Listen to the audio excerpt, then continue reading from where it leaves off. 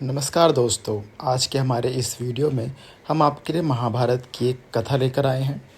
एक समय की बात है, द्रौपदी अपने आश्रम के बाहर खड़ी थी। ठंडी हवा बह रही थी। तभी एक सुंदर सा फूल हवा में उड़ता हुआ द्रौपदी के पास आकर गिरा। द्रौपदी ने वह फूल उठा लिया और भीम के पास जाकर बोली, स्वामी, आप श्रेष्ठ गदाधारी हैं, बहुत बलवान हैं। क्या आप गंधमान पर्वत से दिव्य वृक्ष की या दिव्य पुष्प मेरे लिए ला सकते हैं? द्रौपदी की इच्छा पूरी करने के लिए अपनी गदा उठाकर भीम गंधमान पर्वत की ओर निकल पड़े। चलते चलते वो पहाड़ों की घाटियों में जा पहुँचे, लेकिन अचानक भीम के कदम रुक गए। उन्होंने देखा कि मार्ग में एक बड़े से पत्थर पर एक वृद्ध बानर बैठा है, जिसकी पूंछ भीम के मार्ग में बिछी हुई है, जिसे लांगे बिना भीम आगे नहीं बढ़ सकते थे। यह देखकर भीम रुक गए। अपनी बढ़ी हुई शक्ति के मद और अहंकार में भरकर भीम बोले, ए बानर, अपनी पूंछ को मार्ग से हटाओ, मुझे आगे जाना है। वह वृद्ध बानर स्वयं हनुमान जी थे। हनुमान जी ने मुड़कर देखा कि हाथ में गदा लिए, राजसी वस्त्र पहने और मुकुट धारण किए हुए भीम खड़े हैं और उन्हें पूंछ हटाने के लिए कह रहे हैं।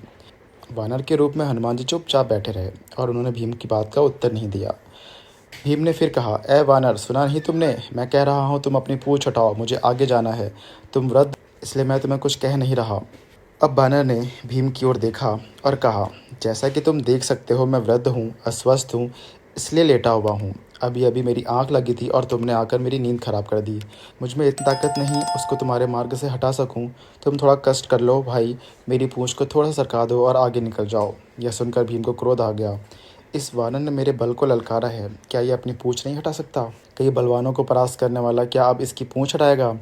मुझ में 100 हाथियों का बल है, अभी एक तिनके की भांति इसकी पूंछ को मार्ग से हटा देता हूँ। आवेश में आकर भीम ने अपने बाएं हाथ से पूंछ को पकड़ा और उसे उठाने की कोशिश करने लगा, लेकिन भीम से पूंछ हिली तक नहीं। यह देखकर वह हैरान रह गया। फिर उसने अपने दाएं हाथ से पूंछ को हटाना चाहा, लेकिन अपने दाएं हाथ से भी भीम पूंछ को तिल मात्र भी हिला नहीं सका। इसके बाद भीम ने वानर की ओर देखा। उनको गुस्सा आ गया। अब भीम ने दोनों हाथों से भरपूर जोर लगाया, लेकिन पूंछ को हिला नहीं सका। अब भीम ने एक पैर को पत्थर पर रखकर जोर लगाने की कोशिश करी, लेकिन वो पूंछ को नहीं हटा सका। भीम भरपूर जोर लगाकर उस पूंछ को हटाने की कोशिश करने लगा, लेकिन वह हताश हो गया।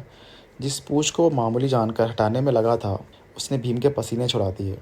अब थक हार कर निहाल होकर वो एक तरफ खड़ा हो गया और सोचने लगा, यह कोई मामूली बानर नहीं है, जरूर कोई दिव्य व्यक्ति है और मैं इसकी असीम शक्ति का सामना नहीं कर सकता। उस वृद्ध बानर के आगे भीम ने खुद को कमज़ोर महसूस किया। भीम का अहंकार अब चूर चूर हो गया था और वह पूछने लगा, जिसकी पूंछ को मैं उठा नहीं सकता, वह कोई साधारण बानर नहीं हो सकता। क्षमा करें, कृपा कर मुझे अपने यहाँ परिचय दें।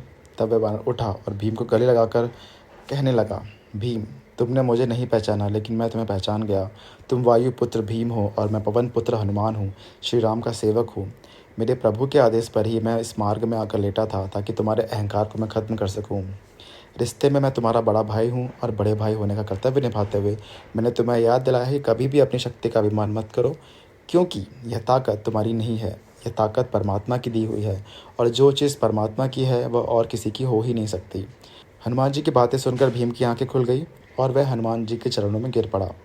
तो दोस्तों, कैसी लगी आपको यह कथा? हमें कमेंट्स करके ज़रूर बताएं, वीडियो को लाइक करें और ऐसी ही कथा, कहानी और जानकारी के लिए हमारे चैनल को सब्सक्राइब करें।